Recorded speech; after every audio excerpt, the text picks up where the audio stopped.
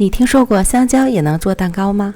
没错，它是我吃过最香的蛋糕了，不用打发鸡蛋，全程无难度、无技巧，看一遍就会了。准备2根熟透了的没人吃的香蕉，取160克掰成小块，再压成糊糊。5月干什么呢？5月。再准备60克软化的黄油，加入2克盐，30克白糖，混合均匀。过来，用电动打蛋器打发至颜色变浅。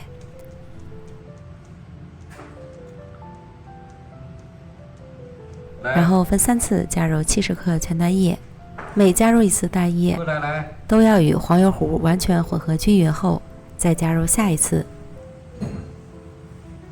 过来。在第2次鸡蛋加入打匀后，再加入30克低筋面粉。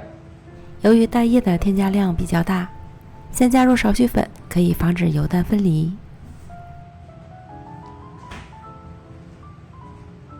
搅打均匀后，加入剩下的蛋液，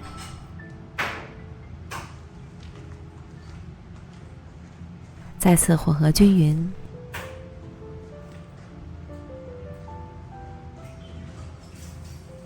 然后加入香蕉糊，翻拌均匀。5月，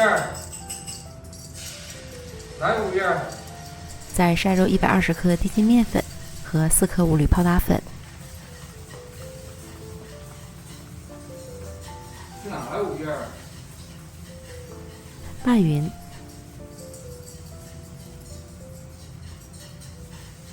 成为较浓稠的糊糊。你怎么这哪过来的呀？准备6寸蛋糕模具，里面铺好硅油纸，方便脱模。倒入蛋糕糊，将表面抹平，最后表面再撒一些坚果碎，装饰一下。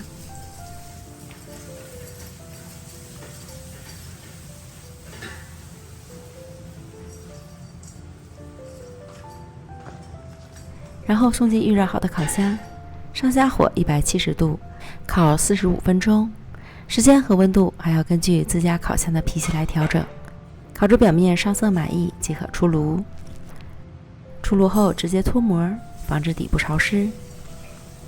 放凉后切成小块就可以开吃了。又被香迷糊的一天，满屋飘香的香蕉蛋糕，怎能让人不爱？松松软软又香甜。还不用打发鸡蛋，省时省力，全程无技巧无难度。你学会了吗？赶快动手做起来吧！咱们明天见，拜拜。